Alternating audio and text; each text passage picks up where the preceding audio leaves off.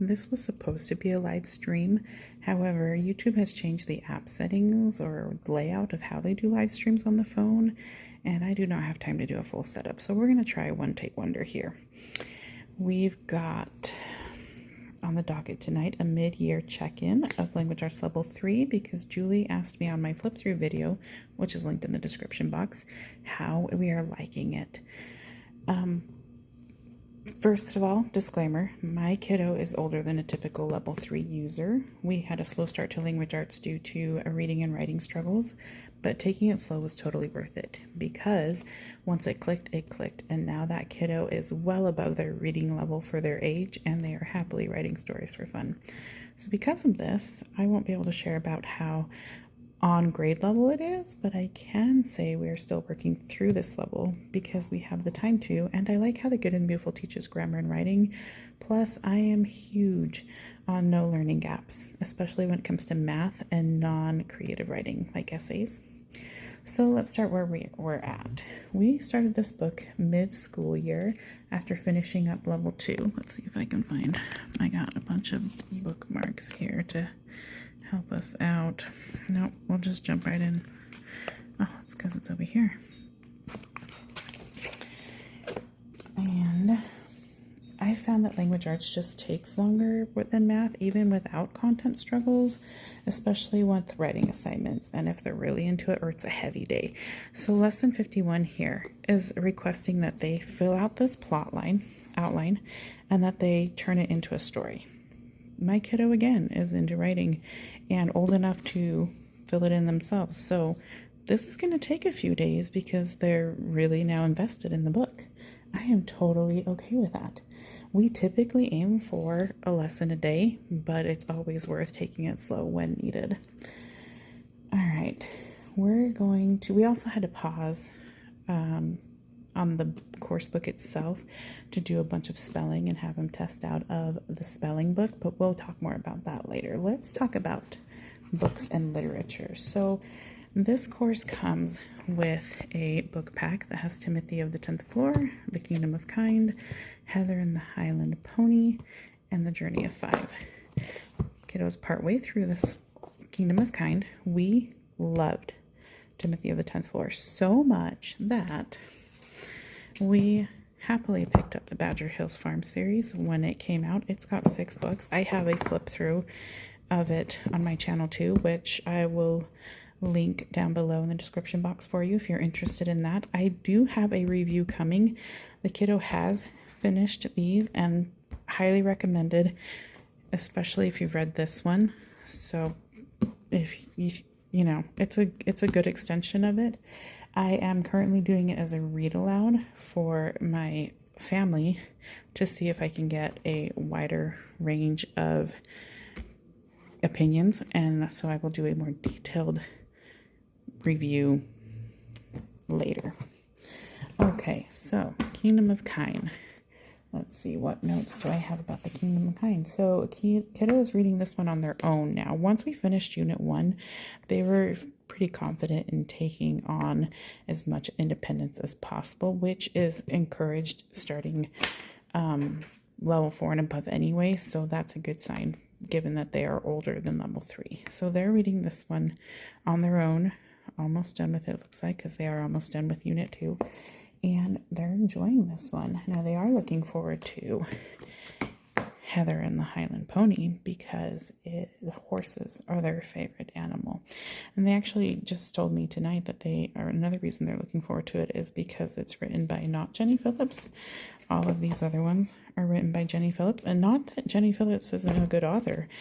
Just it seems like the storylines aren't always as, I guess, exciting and out there. They're very safe storylines, which are good in their own right, but like there's, a variety in author in general is usually appreciated. So unless they're your favorite author, then you want to read every piece of everything they've ever read, which we've experienced that too. But so they're excited for a change in author because the other 3 are written by Jenny Phillips.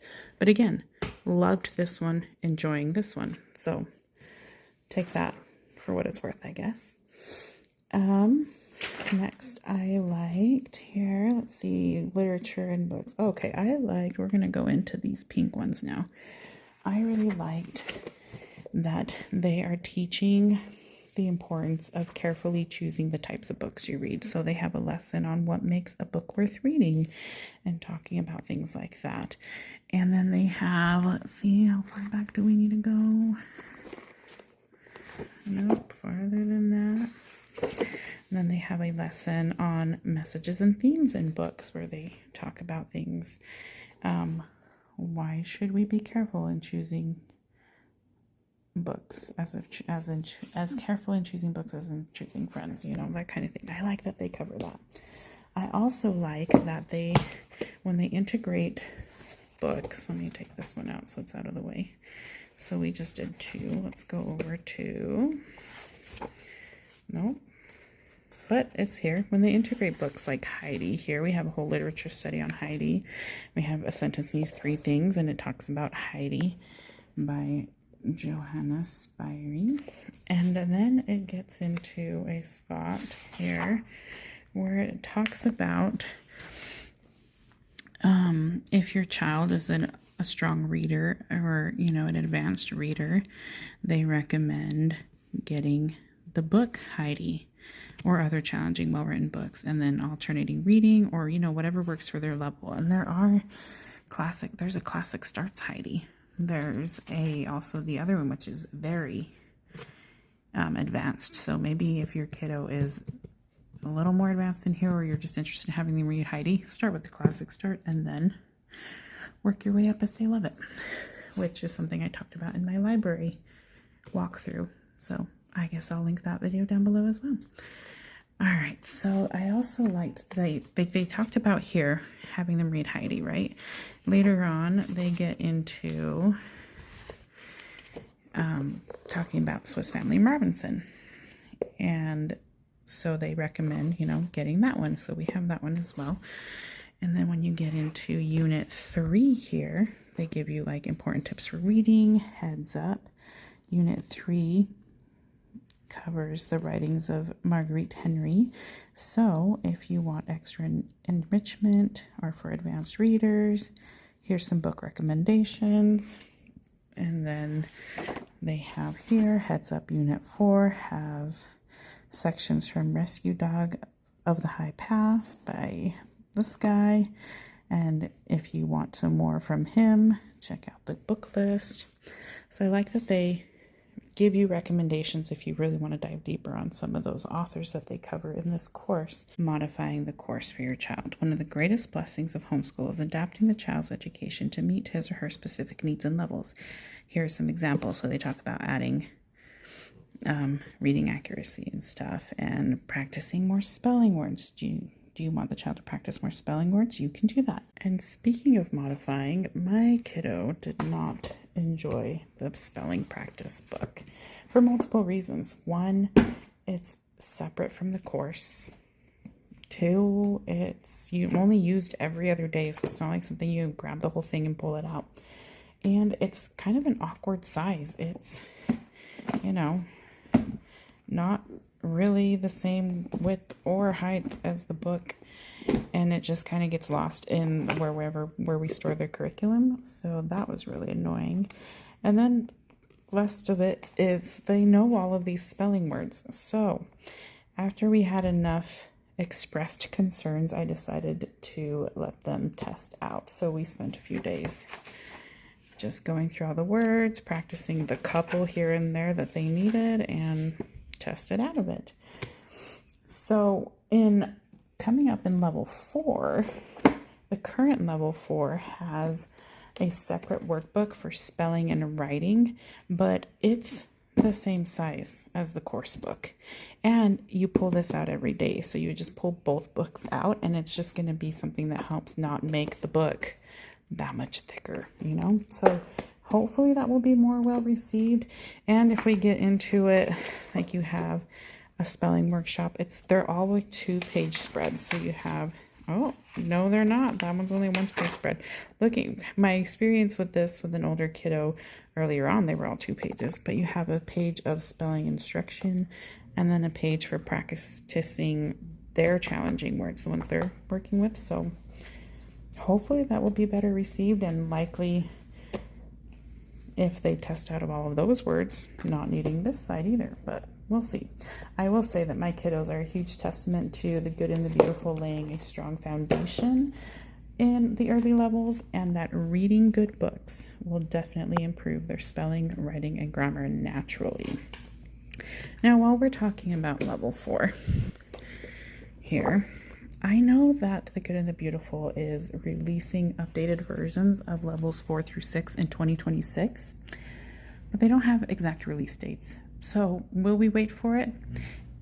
I wouldn't say we will wait for it, but if my kiddo finishes this one around the time that they are going to release it, then it might be worth waiting a little bit to compare the two versions and see which one we want to do. But if it's still unknown or quite a ways out, we don't have that. We have some time to get, be willing to work at a lower level than where they would be, but we don't have that much time to just be sitting around doing nothing. So we will continue on if it's going to take them, the Good and Beautiful, longer than it takes us to get through level 3.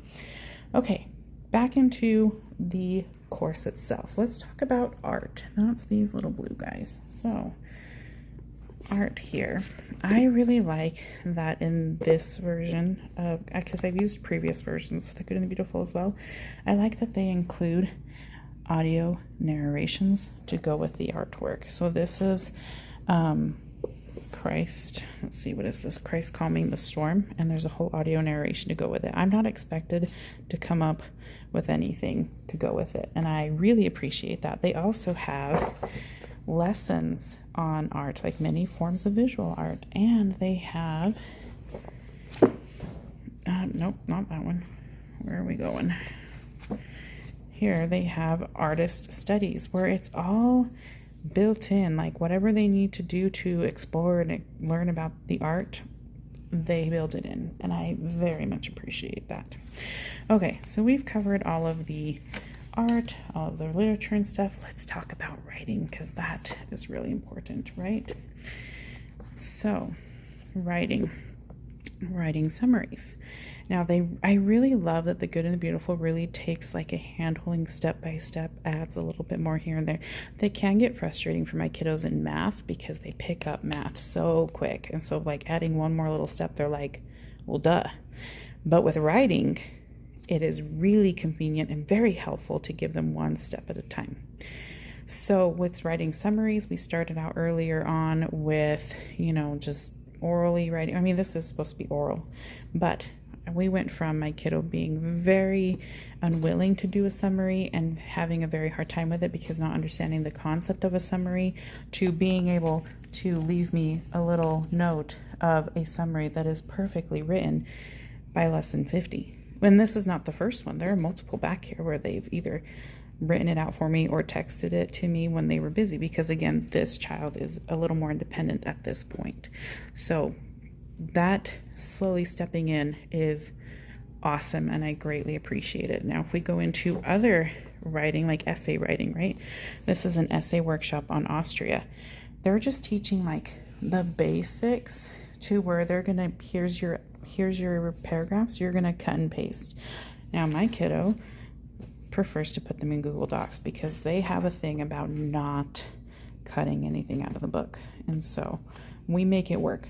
Again, modify where needed. So the modification here is they pull up Google Docs, they type all in that's needed, and so they typed in this, all of this, and then they went through and put these in the right order, typed it all in, and typed this in. We even got the picture from the PDF and put it in there, and they recreated this, which provides a bunch of typing practice and stuff, and then word processing practice. So, win-win there.